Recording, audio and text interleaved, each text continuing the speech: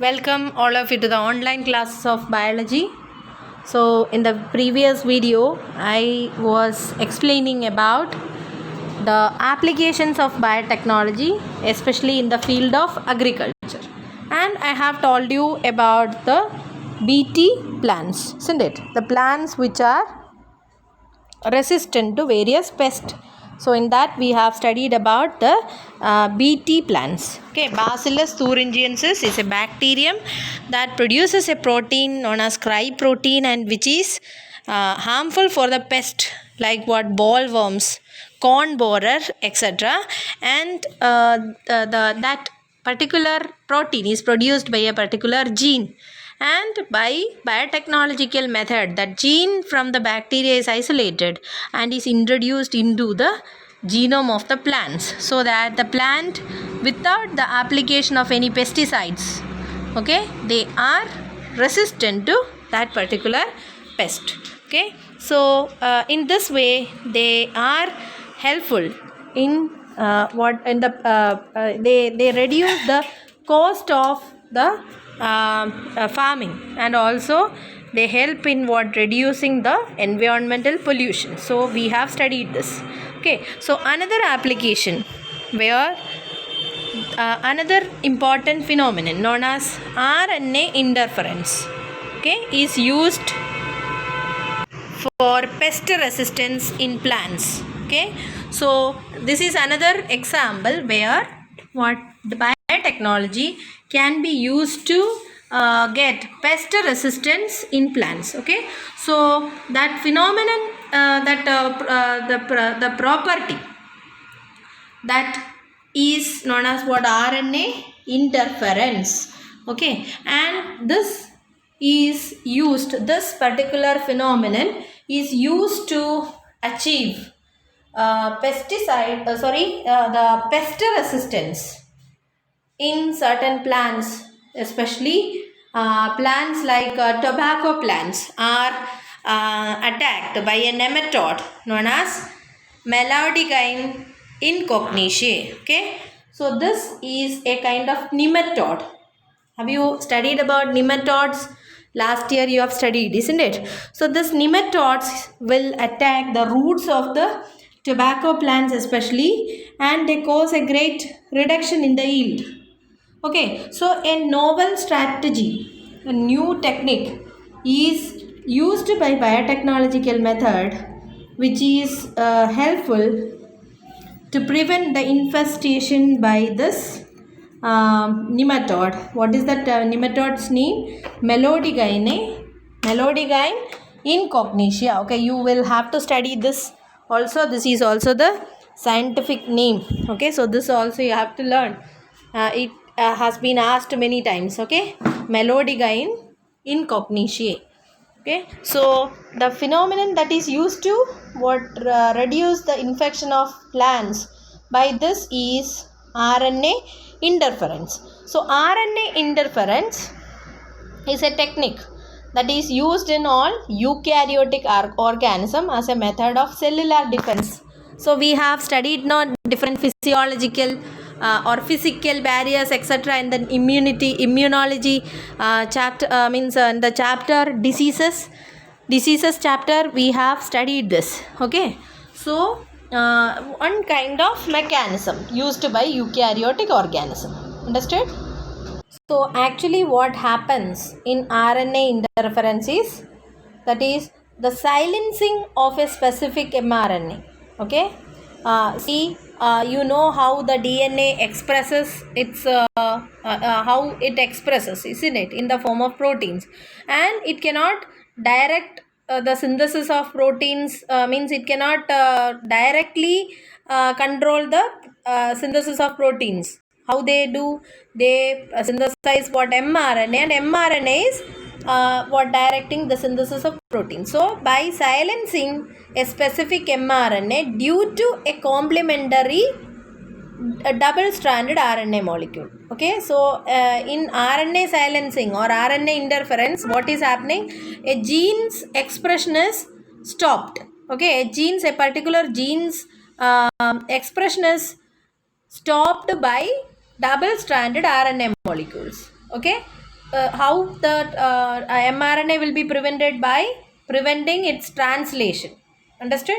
So the source of this complementary double-stranded RNA, which is what silencing this genes, is the source can be what? The source can be from an infection by viruses having RNA genome, or some mobile genetic elements that are known as transposons. Okay, so you have not studied. Transposons are certain genetic elements which can jump from one place to another. Okay, so this can be the source of this double stranded RNA. So this double stranded RNA, what they do, they silence the expression of certain genes. How? By preventing mRNA from translating. Do you remember, genes will transcribe first into RNA and then it will be translated to proteins. Okay, so the mRNA which is formed from the genes will be silenced by this double-stranded RNA by preventing the translation of that mRNA. Is it clear? So in this way it acts. Is it clear? In normal cells, a double-stranded RNA silences what the genes, the mRNA produced by the genes, by preventing its translation. So this is the way how it acts. Okay. So this technique can be used in different methods, like what different contexts, like if the genes product is not needed. Okay, means if the product of a gene is producing certain diseases, so that gene's expression, if we are able to silence, then that patient can be recovered from that particular disease, isn't it? So in different ways and different contexts it is used, but we are studying here what the RNA interference is used in plants to give what? Pest resistance. Okay, especially against the nematode what? Melodigyne incognitia. So in this method, how it is done now, using agrobacterium vectors, nematode specific genes will be introduced into the host plant. Understood? So first of all, what? Using the agrobacterium vectors, nematode specific genes will be introduced into the host plant. Okay, and the introduction of DNA will be in such a way that it produces both sense and antisense RNA. So what will happen? These two RNAs, as they are complementary to each other, they form the double-stranded RNA, and that initiates the RNA interference.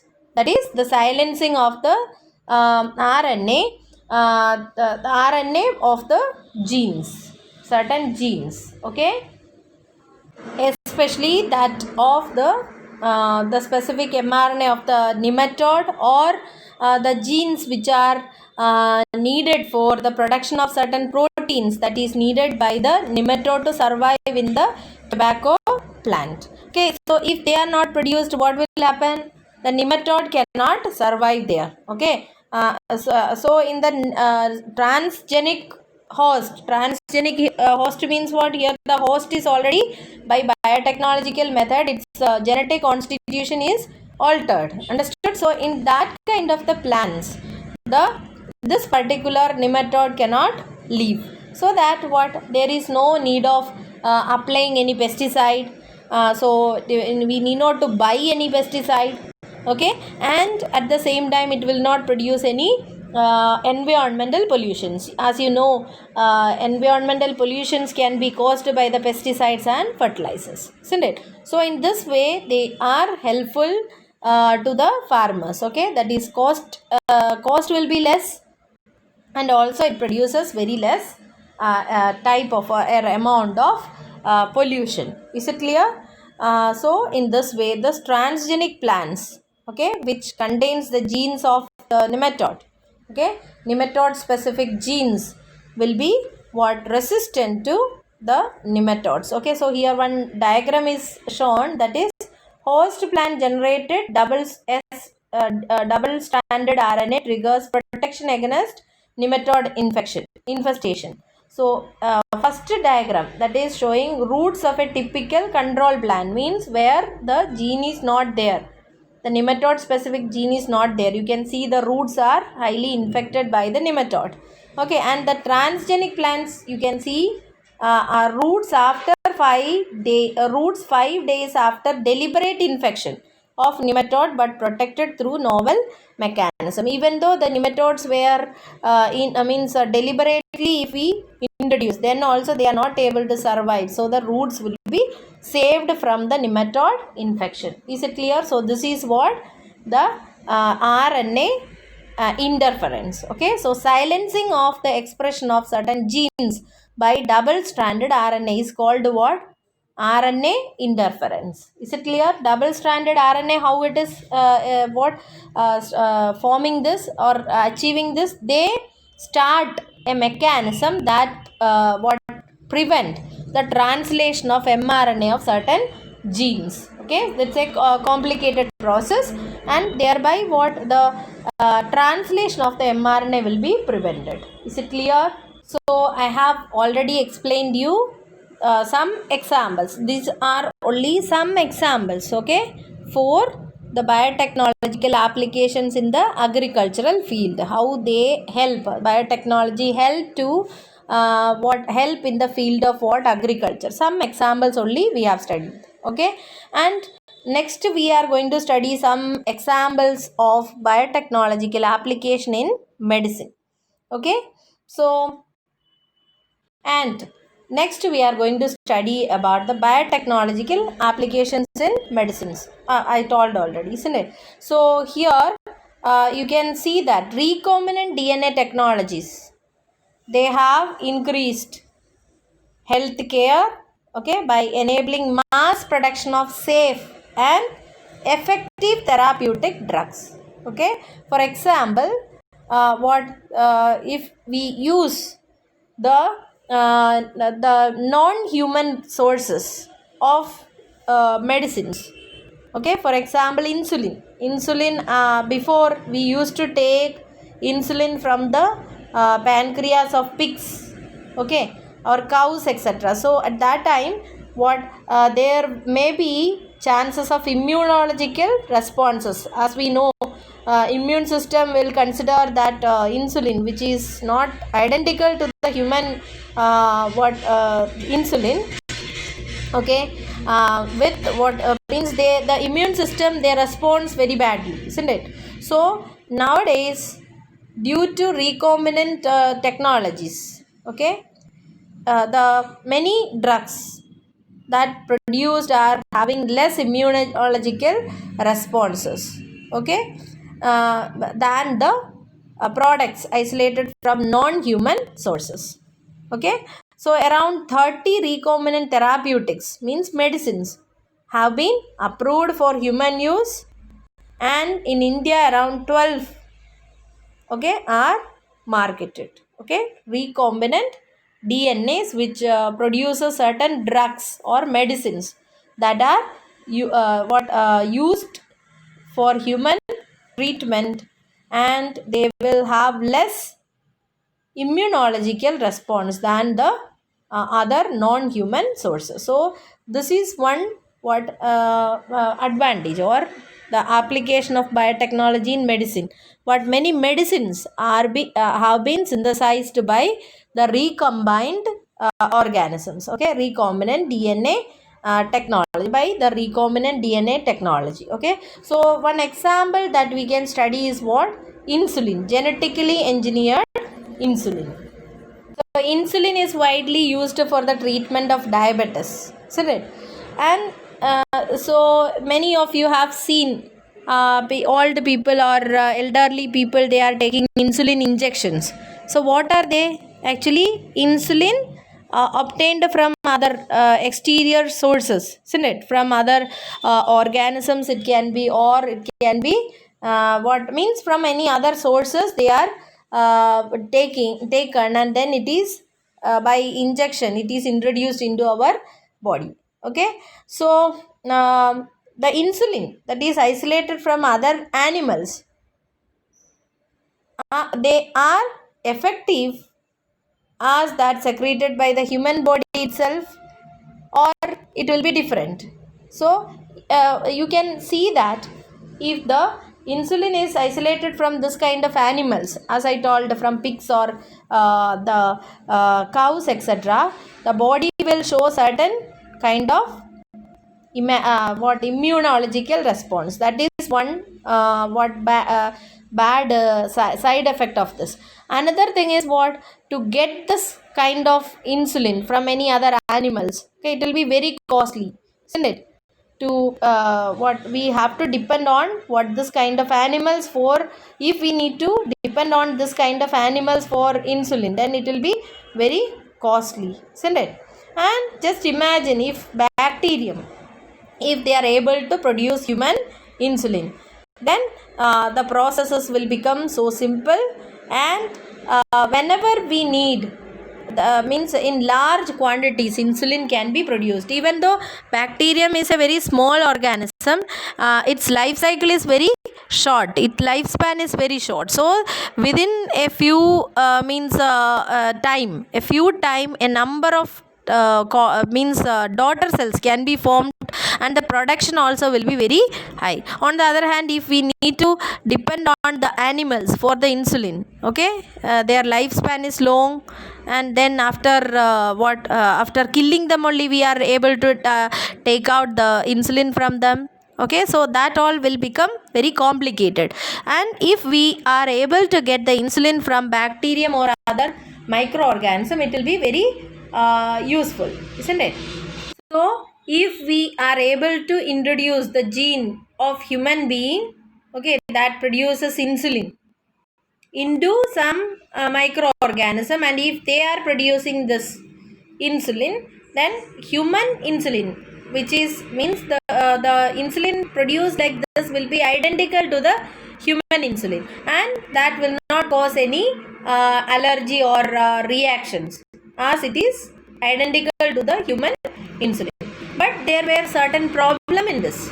That is, insulin consists of two polypeptide chains, chain A and chain B. Understood? And which are linked by disulfide bridges. Okay, so you can see that this insulin A polypeptide and B polypeptide, they are joined by what? Disulfide bridges. So this is the structure of insulin. And one more thing is there, that is in human being, means mammals including human being, insulin will be produced as a pro-hormone, okay, like a pro-enzyme. And this pro-hormone should be processed first, or it should be matured to what the it should be matured, okay. And in the pro-enzyme, in addition to A and B polypeptide chain, there is another chain also, that is the C peptide. Okay, you can see here. Okay, this is A polypeptide, this is B, and this is C. This C is what connecting A and C. Okay, sorry, A and B. A and B are connected by C. So when the insulin is getting matured, the C peptide will get removed, and then the bond will be formed between A and B. Understood? So the major challenge that is that was there before the scientist was using rDNA technique. We cannot assemble this. Okay, so 1983, a company known as Eli Lilly, they have come forward with a new idea. That is, they prepared two DNA sequences corresponding to A and B. Okay, means A and B are what? Proteins, isn't it? Polypeptide chain only. And for this particular chains, what kind of nucleotide sequence should be there? On that basis, they prepared the two DNA sequences, and then they introduced in plasmids of E. coli to produce insulin genes. Okay, and means the bacteriums or the E. coli bacterium, and these genes were introduced into the E. coli bacteria. Okay, so some bacteria, they produce what? A chain, chain A. Okay, which contained the gene which is responsible for the production of A polypeptide, and some other bacterium, E. coli bacterium, they produce B chains. And then what happened after isolating A chain and B chain separately, they were extracted from the culture medium and then they were combined by creating disulfide bond.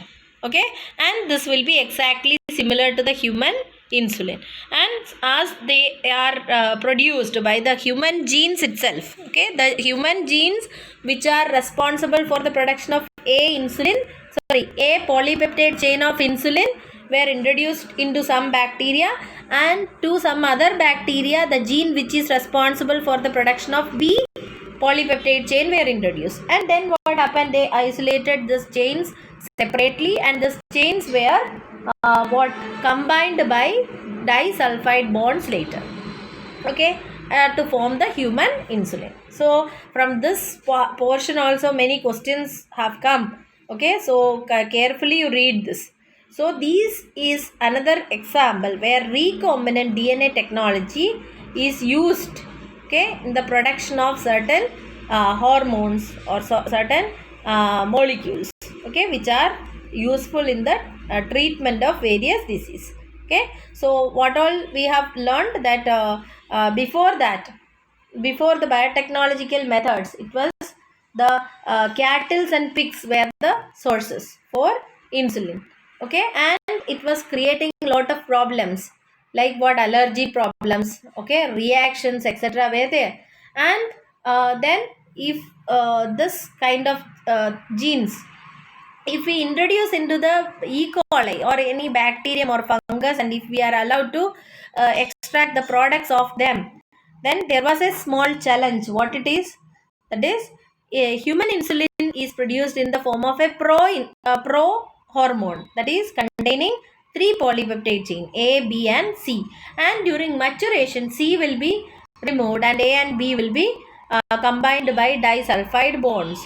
Okay, so this was the challenge, and it was what successfully achieved by a company known as Eli Lilly in 1983. Okay, by creating A and B chains by the bacteria separately, and then by combining them using disulfide bonds. Understood? So human insulin prepared by this kind of biotechnological method is known as Humulin. Okay, so what we are getting nowadays is Humulin, okay, for the diabetes patients. Is it clear? So I hope you understood these topics very nicely. We will continue in the next video. Thank you.